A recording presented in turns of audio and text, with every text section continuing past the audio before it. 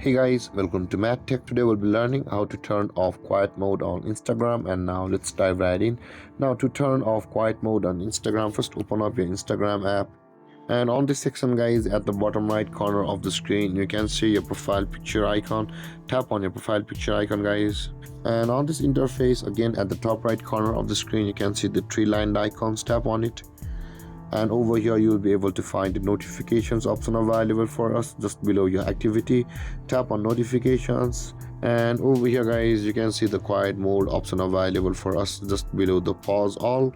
Tap on quiet mode, and you can see there is the quiet mode turned on. Now in order to turn it off, tap on the toggle icon, and you can see the turn off quiet mode at the bottom of the screen. Tap on quiet mode off, tap on turn off quiet mode, and there guys, your quiet mode has been turned off on Instagram.